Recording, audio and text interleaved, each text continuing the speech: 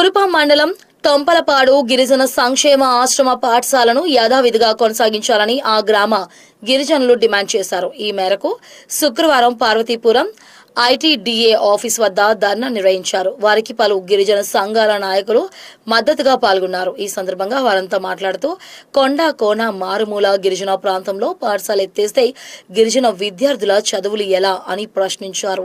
గిరిజన విద్యార్థులకు చదువుకు దూరం చేయొద్దని డిమాండ్ చేశారు. అనంతరం ఐటీడీఏ పీఓఆర్ వైశాలికు వినతి పత్రం అందజేశారు. ఈ సందర్భంగా పీఓ మాట్లాడుతూ పాఠశాల కొనసాగింపు ప్రయత్నం చేస్తామని హామీ ఇచ్చారు.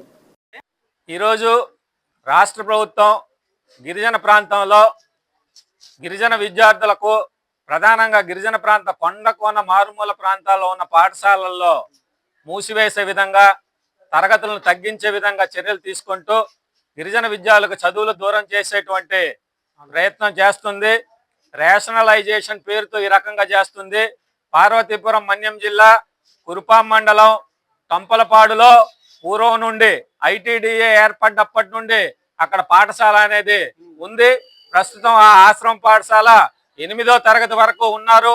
అయితే ఈ విద్యా సంవత్సరం ఆ పాఠశాలను మూసివేసే విధంగా రాష్ట్ర ప్రభుత్వం జిల్లా అధికార యంత్రాంగం సూచనప్రాయంగా అభిప్రాయంకి రావడం, ఈ రోజు వరకు అడ్మిషన్లు చేయకపోవడం, ఉన్న విద్యార్థులను టీసీలు ఇచ్చి పంపించే ప్రయత్నం చేయడం సరైంది కాదు.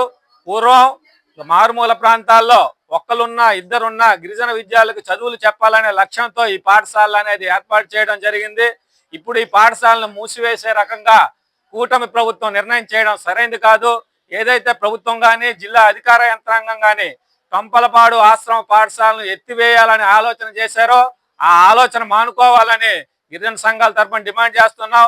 లేదంటే గిరిజన విద్యార్థులు పూర్తిగా చదువుకు దూరమయ్యే పరిస్థితి వస్తుంది.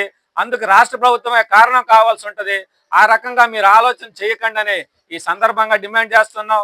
లేదంటే మీ ఏ ప్రాంతాల్లో పాఠశాలలు ఎత్తివేయాలని చూస్తున్నారో, ఏ ప్రాంతాల్లో తరగతులు తగ్గించాలని చూస్తున్నారో ఆ ప్రాంత గిరిజనులతో పెద్ద ఎత్తున పోరాటం జరుగుతుందని ఈ సందర్భంగా స్పష్టం చేస్తున్నాం.